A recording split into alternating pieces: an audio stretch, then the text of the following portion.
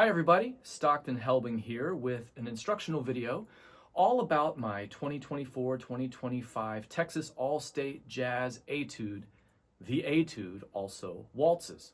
Maybe that's a strange title. I'll explain where that came from here shortly. First and foremost, let's start out with me playing through the Etude so you can check it out, watch me play it, hear me play it, and then we'll talk about the details afterwards. So here is the first of 3 versions of me playing through the Etude right now.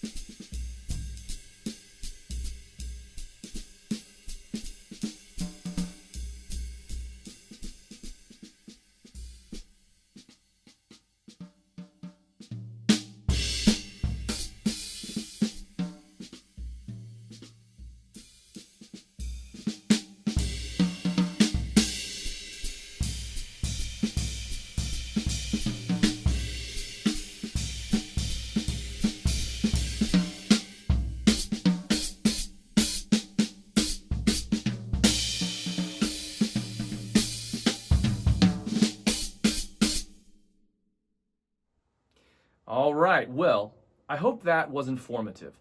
At least you got to hear me play through it, see me move, see the things I did throughout that etude. And don't worry, I'm going to unpack each of those different sections. First of all, let's just start about why I wrote this piece this way this year. Every year that I have the privilege of writing an etude for the Texas All-State Jazz Auditions, I take it really seriously. And I use it as an opportunity to inform as many young people as possible about different important people in the history of jazz drumming. And this year is particularly special because I made it all about the great drummer Max Roach. Max Roach was an incredible, innovative jazz drummer. He was a great band leader, also an amazing spokesperson for the civil rights movement, really before that got cranking. And if you want to learn more about Mr. Roach, you can go to a great documentary that came out late last year entitled The Drum Also Waltzes. Sound familiar? Well, The Drum Also Waltzes is not only the title of that great Max Roach documentary, it's the title of a famous drum set solo piece that Mr. Roach wrote, recorded in the 60s, and performed throughout his career. And this year I decided to make the etude based on that. I think it'll be really helpful for everyone, yet challenging, because as you've noticed, it's in 3/4. Waltz is a style of music that is typically in 3/4 of a meter, and we hear that 3/4 meter being used throughout this etude this year, and most importantly when you go back and listen to Mr. Roach play The Drum Also Waltzes. So what I did for the etude this year is everyone has to start out by quoting a similar solo to what Mr. Roach plays on the original recording of The Drum Also Waltzes, as well as some really great things he plays on an earlier recording he made in the 1950s entitled Jazz in 3/4 time. It's an incredible record. I highly recommend everyone check it out and listen to it. And the opening track on that record, which is titled Blues Waltz, a composition by Mr. Roach as well, you can hear on the solo that Mr. Roach plays during that track, he's also using this basic idea that we see at the beginning of our etude this year during the intro.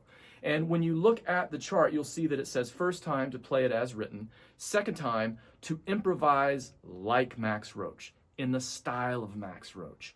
And you can't play in the style of Mr. Roach if you haven't listened to him and tried to borrow some of his concepts. So you're going to want to make sure you do that through listening to Mr. Roach's recording of his solo piece, The Drum Also Waltzes. And then I highly recommend checking out Blues Waltz from that record I mentioned earlier.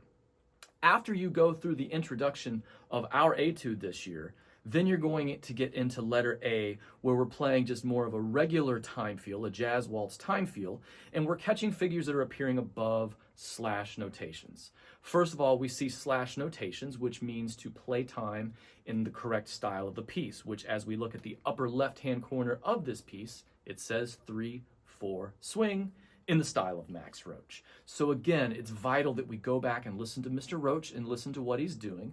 By and large, what you'll see me doing on the demonstration videos and what you'll hear Mr. Roach doing is playing a reoccurring fundamental ride pattern of 1, 2, and 3, 1, 2, and 3, with his hi-hat closing on beats 2 and 3 with the left foot.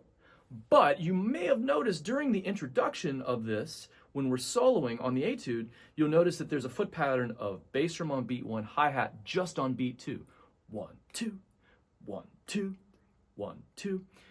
That's right, we're going to need to learn to control 2 different feet patterns.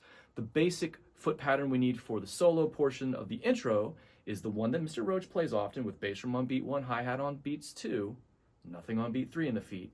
But then at letter A, we're going to get into more of a functional 3/4 waltz feel. So the hi-hat typically will play on 2 and 3.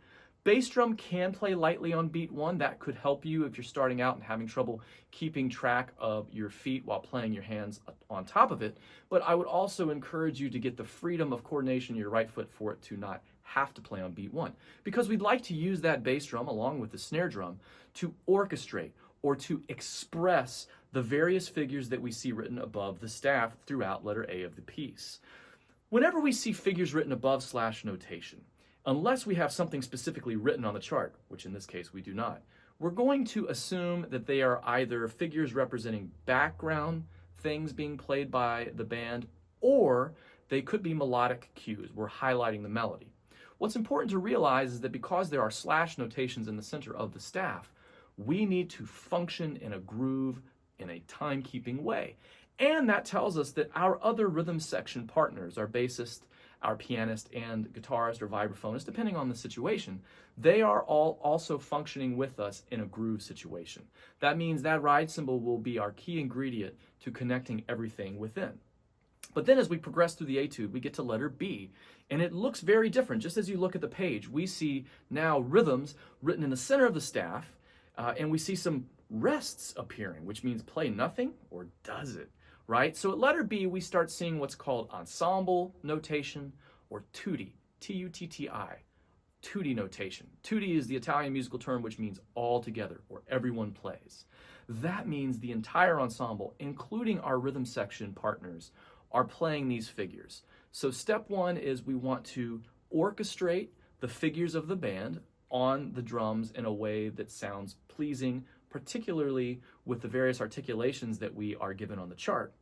And then in the spaces of the tutti figures, it does say drum solo, but that can be a little deceiving. What we really want to do is interconnect all of these figures throughout letter B in a great sounding musical way with great dynamic control and excellent metronomic control, all the while making sure that the figures are the most prominent things occurring. We do not ever want to play something that's so aggressive at the drum set that we lose place of where we're at and that we stop highlighting those figures. And along those lines, you always want to be aware that before the ensemble plays, they're going to breathe. So I often think about not only setting up the first figure of each phrase by the band, I think about when they're going to breathe and making sure I'm being really clear about that.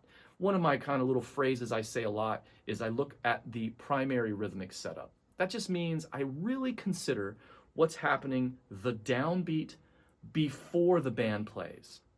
For instance, if we look at measure 29 of the piece, the band plays on beat 2 with a quarter note and it has a line above it. That's a tenuto marking, which means they're going to play that long and connected.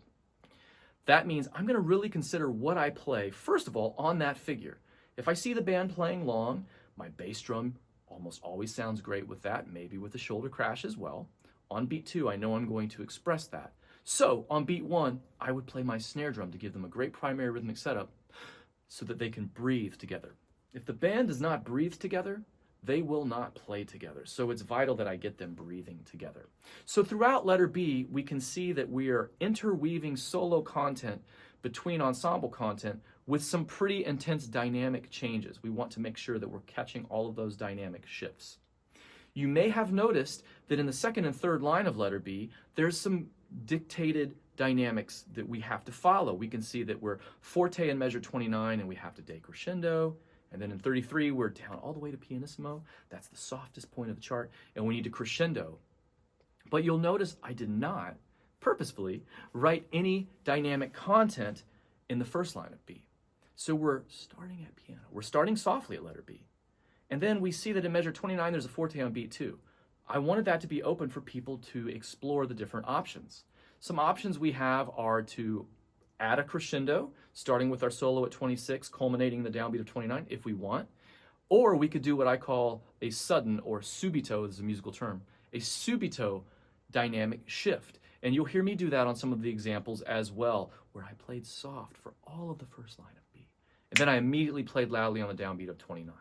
The most important thing, I think, is that we should all experiment with these different ways of approaching it and figure out what sounds best to you. It's always about serving the music. So ask yourself, what sounds musically the most fun and excellent? And I would stick with that. Last but not least, when we get to letter C, we get to the shout chorus. The shout chorus, whenever you see that labeled on a chart, or if anybody ever says it to you, the shout chorus is the pinnacle, it's the goal, it's the peak of the piece we're playing. So we always want to make sure it gets the greatest energy and that we're really pacing ourselves as we head towards it throughout the entirety of whatever piece we're playing. Typically, there's only one shout chorus, although there are some exceptions. In this piece, we only have one shout chorus.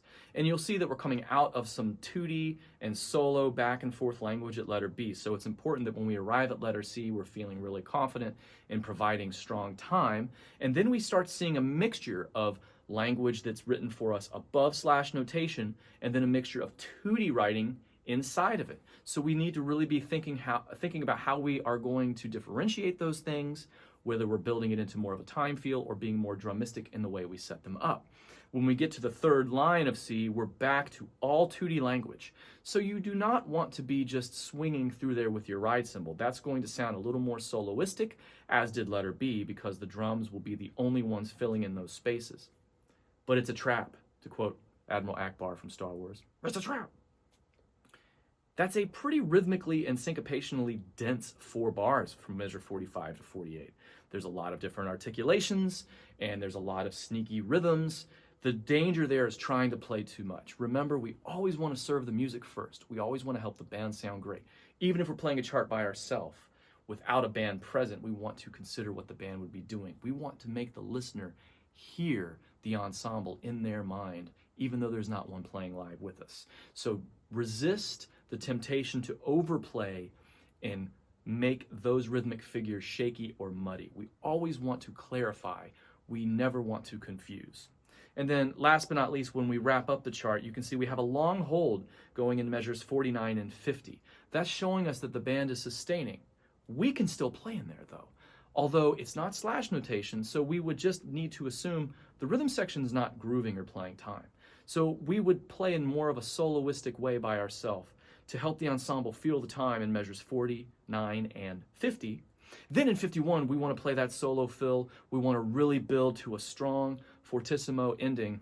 And again, there's tremendous danger there to overplay and to confuse. We want to make everything sound crystal clear and easy for everyone to feel the and of 1, and of 2, and of 3 in that final measure. Think of it this way. As a big band drummer, you're wanting to be like the pitcher for the home run derby in Major League Baseball. Your goal is for every single batter to hit a home run. We're not trying to strike anybody out. Quite the contrary. We just want to have a great pitch over the plate so every single batter hits a grand slam. So don't ever play something that's going to sound confusing or scary to the band. One last thing I just want to clarify. We do see a mixture of different articulation markings on this chart. If you look at letter B, we see a dot, which means staccato, short. There's that tenuto in the first measure of B on beat 3, which means long. Then we see some marcatos or rooftops. That's like a fat short. The band's going to play that as a dot. And then we see some accents, which is going to make that obviously be a little bit louder and a little bit fatter. Just keep in mind that when we see articulations in a drum set chart that's above our rhythms, they are not drumistic articulations. They're not rudimental articulations or snare drum articulations. Those are taken from the articulations that the horn players, the wind players particularly, are going to be following. And that can mightily inform us which part of our instrument to use to orchestrate their figures. For me, I like to pretty much use the snare drum for short sounds, so that's going to be staccatos, marcatos, or an eighth note that's untied. And then snare drum sounds good for everything. So I could use it for long as well, but it sounds particularly good for short sounds. If you don't believe me, go listen to Sonny Payne. He'll do that a lot. It sounds great. And then bass drum sounds really great for longer sounds. That's going to be our tenuto quarter notes or an eighth note tied to something or an accented note. And I like to accompany that with a shoulder crash on my ride cymbal often. I think of the great Mel Lewis as a good example of that. Or most importantly, you can hear Max Roach employ these different approaches of articulation all throughout his career as you listen to him. So you want to be wary. A lot of people fall into the trap of leading with the bass drum. In our current culture, our current musical culture, drum set often leads with bass drum and crash cymbal at the beginning and ends of phrases. But in the jazz tradition, that's not as common. And it's an easy way to help make your playing sound more jazz-wise, more mature and more articulate, is to be wary of when you're using that bass drum versus using a snare drum to play different figures of the band. So experiment with different ones. Go listen to great big band drummers that you like. I mentioned a couple. Anybody who played with Count Basie or anybody who played with Duke Ellington is always a good idea. And then the only person who ever played in Thad Jones, Mel Lewis's band, which is the great Mel Lewis on drum set. And there's all kinds of great drummers, whether it be Jeff Hamilton, Peter Erskine, more modern big band drummers, John Riley. There's a tremendous amount of them. Go find one that you like, listen to them a lot, and borrow not only their exact licks that you like, but start thinking about the fundamental concepts that they're using in their approach to big band drumming. That was a quick, rapid fire overview of everything. You can go back and review anything if it went by too quickly. And as always, if something was confusing, just drop a comment down below the video and I'll make sure that I answer you and try to help you. But most importantly, I hope that you have fun and can get something educational out of learning this piece. Now there'll be 2 more versions of me playing through the piece. And the reason I do this is for all of you to see that this is still improvised playing. Even though we're playing a big band chart, and even though we're trying to play in the specific style of a great drummer like Max Roach, you can still have endless amounts of fun trying new things and experimenting. Don't let yourself get stuck in a rut. Have fun trying to use different things, transcribing Max, working those things into your playing until you arrive at something that you enjoy. I wish you all the best and good luck with your auditions this year.